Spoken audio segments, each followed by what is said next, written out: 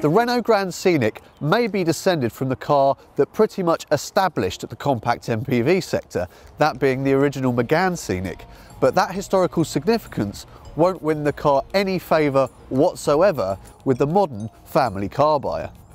These days there are dozens of compact 7-seaters to choose from, cars like the Citroen Grand C4 Picasso and the Ford S-Max, so the Grand Scenic has to compete on merit.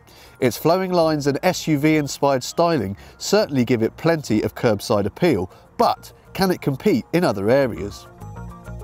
With any MPV, the battle for buyers' affections will be won and lost here inside the cabin.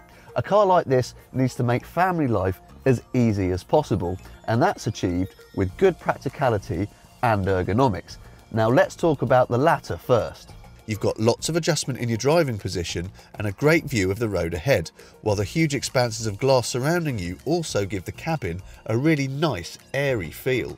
High-spec versions get this 8.7-inch portrait touchscreen system, which, if we're honest, could be easier to use. Some of the menus are both convoluted and hard to find, and the screen can be a bit slow to respond. Practicality is brilliant for 5 people. There's lots of space in the rear seats, along with 3 ISOFIX child seat mounting points, and on most versions you have loads of storage spaces and aviation-style picnic tables. You also have a massive boot that will easily swallow a pushchair, these buttons which drop all the back seats in a heartbeat, and you can even stash your load cover underneath the floor. Disappointingly though, you'll really struggle when you try to seat 7.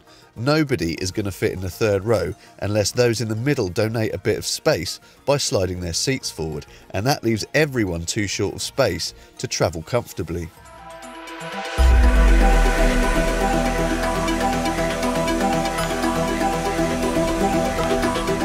The Grand Scenic isn't particularly conducive to easy family life once you hit the road either. The ride has a distinctly jittery feel for a car that is designed to ferry families, and that harshness might well have the kids complaining, and that is the last thing you want. Granted, that firm suspension does mean that the Grand Scenic feels a little bit pointier than your average MPV when you get to a set of bends. However, the handling is far from what you'd call electrifying due to steering that feels a bit remote and front tyres that tend to run wide earlier than they do with most rivals. Besides, in a car like this, we would take comfort over handling any day of the week.